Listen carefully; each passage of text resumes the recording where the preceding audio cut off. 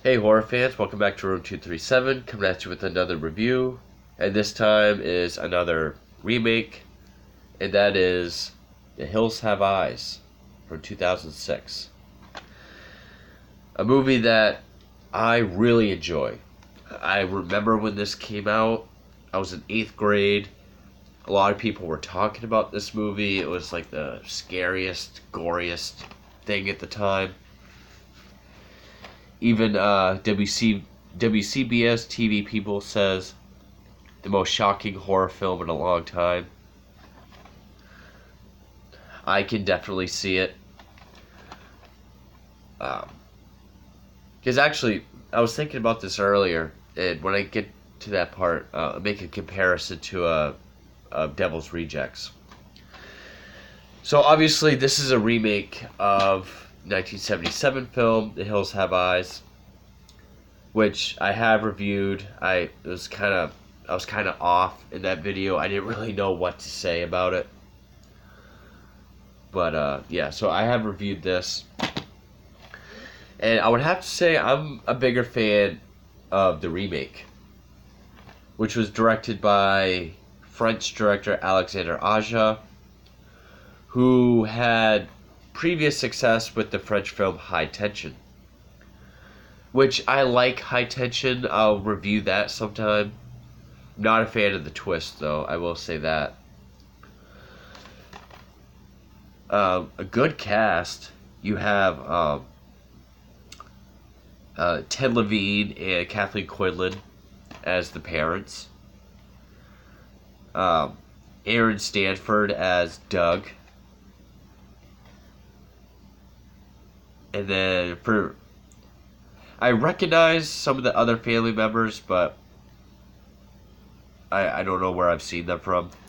Mutant-wise, for Pluto, the Michael Baily character, you have Michael Baily Smith, who's kind of like Kane Hodder or Derek Mears, like a big, huge guy that he's a stuntman. And then for Lizard, you have Robert Joy, which this came out after Land of the Dead, which Robert Joy was also in. And also, what the hell is his name?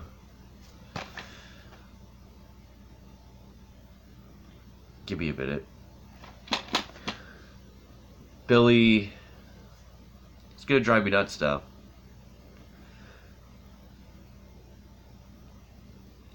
Billy.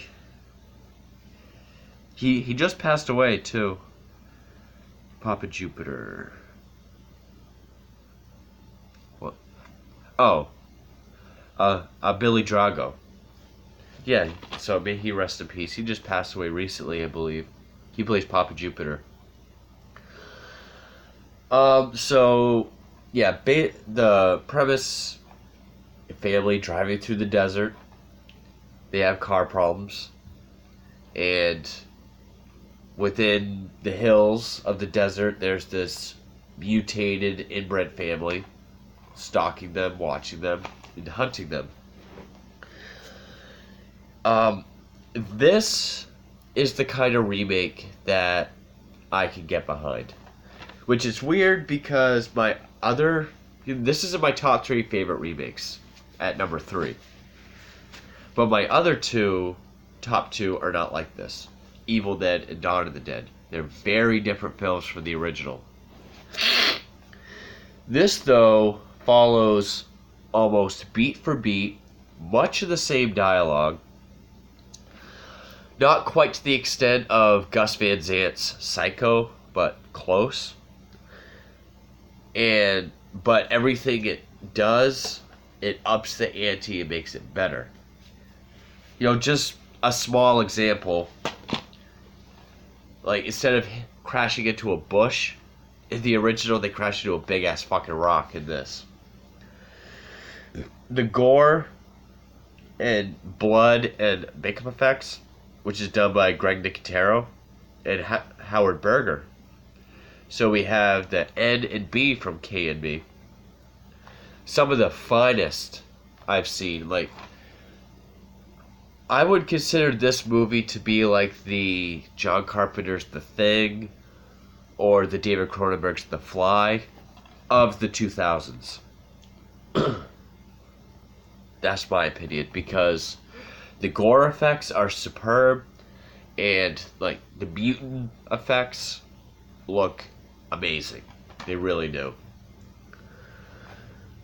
And there's a whole third act that this movie adds on, because the original, and I think this was a common criticism of the original, was the ending is sort of anticlimactic, sort of sudden, which was common amongst those kind of films at the time. This adds a whole third act that almost becomes like an action film, and and sort of what the definition of climax. It builds everything up, and then it I don't know what I'm trying to say. You guys know what I mean. And it also gives more. It spells out the history of the mutants a lot more.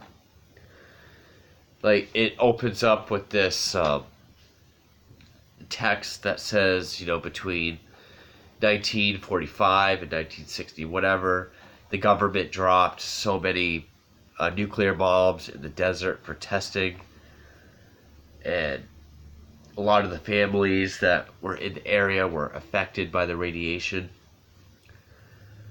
And I really like the opening credits. The opening credits has like this very 1950s like Coca-Cola happy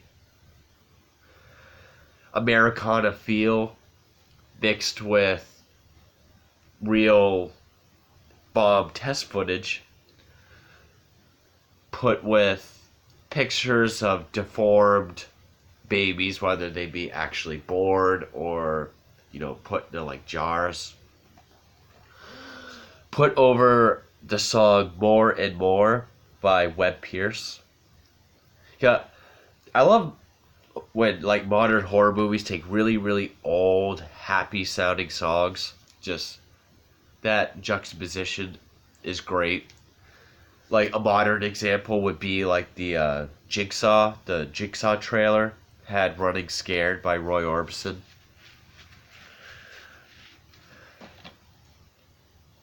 There's also another old song in this called In the Valley of the Sun, which is played when Big Bob is back at the gas station and during the end credits.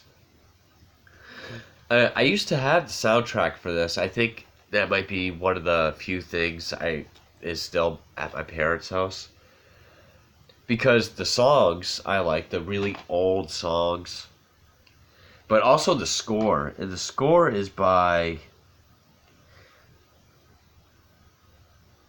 Tom and Andy. And the score is fantastic. Whether it just be the sort of like brr, brr, brr, excuse me, duh, duh, duh, duh. Whether it be that or the really open-ended sort of cinematic score at the very end. Just really love the score. There's also one part towards after the trailer attack. It's all dark, and there's like the ding dong ding, sort of sounds like pipes. Just a very interesting score. I love it.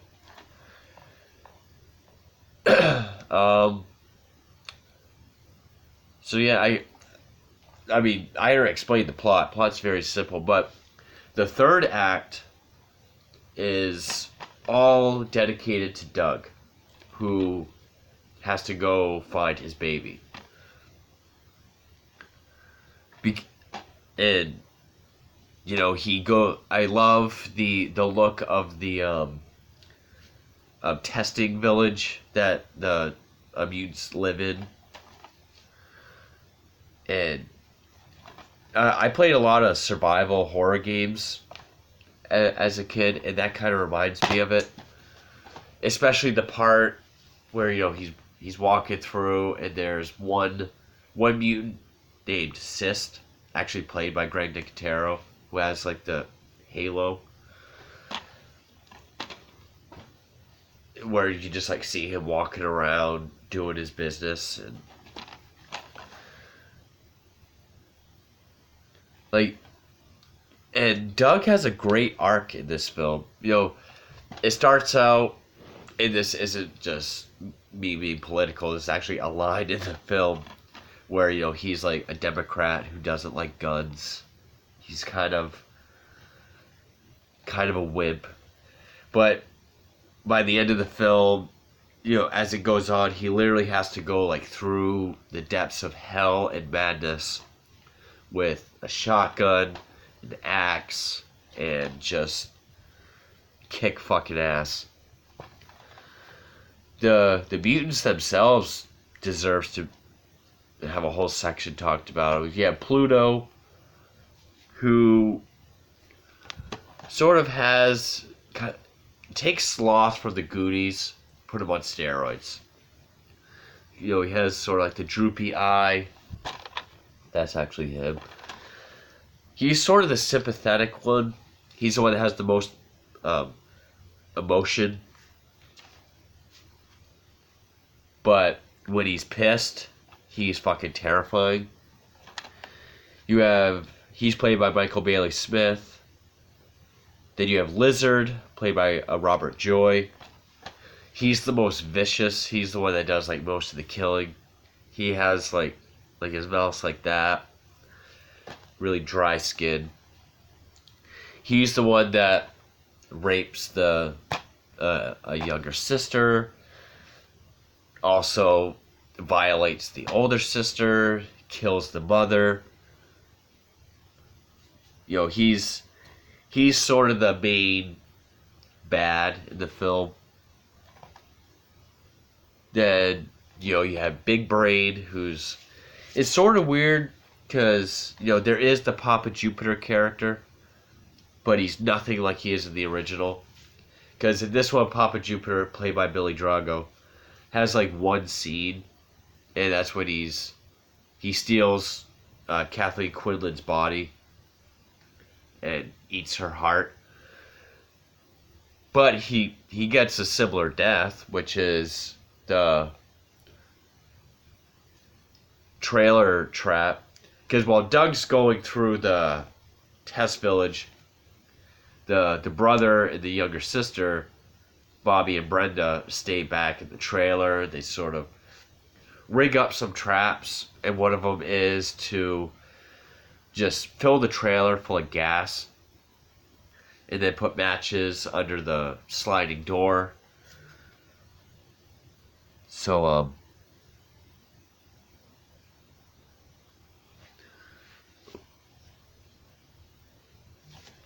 so when Papa Jupiter's after him, it explodes.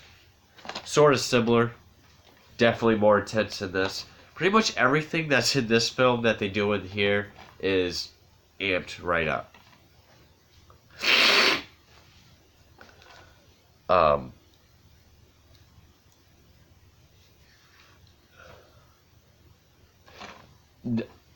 So, and I bring up Papa Jupiter because even though he's supposed to be like the Papa, the big guy, there's actually a mutant in here named Big Brain, who probably one of the more disturbing looking ones. He's pretty much confined to a wheelchair. He has like the head of sort of a mix between like a watermelon and like a xenomorph. He's the one with the walkie-talkie that sort of commands the family. Then you have Goggle, who's kind of like Mercury in the first one. He's the one that's usually in the hills with the binoculars. He has no nose, kind of looks like Voldemort. wears a bowler cap. Then you have Cyst. And yeah, just the whole thing with Doug just walking around the test village is awesome. The trailer attack, like even the way the rape scene is orchestrated, it's not in your face like, say, I Spit on Your Grave. It's very, like, music builds up, and then it goes durr, durr, sort of imply that's when the rape has started. And you just see, like, out of focus in the background.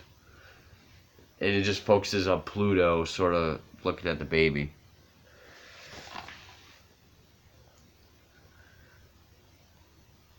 And that's the reference I wanted to make with of Devil's Rejects. Because Devil's Rejects came out a year prior. Also has a big attack scene with sexual assault, which is the scene in the hotel room.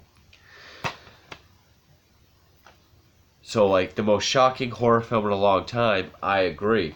Devil's Rejects, it feels, like it's trying too hard.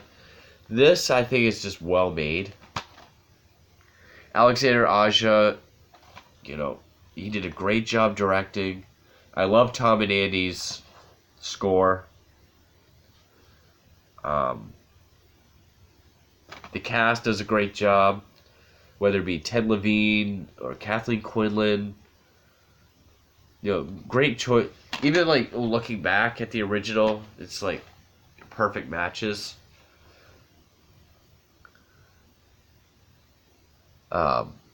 The Oldest Daughter I've seen before, but I can't remember where I've seen her. Greg Nicotero, fucking fantastic gore effects and just mutant makeup. And yeah, this is also the unrated version. Has some good features too on this. I mean, a long documentary on the making of. And yeah, even though it takes a lot and redoes a lot from the original, again, not to the extent of Gus Van Sant, but very, very close. That whole third act, it expands on the film. It expands on the backstory of the mutants. It just, even to the point where you kind of sympathize. I don't want to say sympathize with the mutants, but you kind of see where they devolved. Like, when I was a kid and I saw this, I thought they ate people because they were pissed about, the radiation, which that still could be. But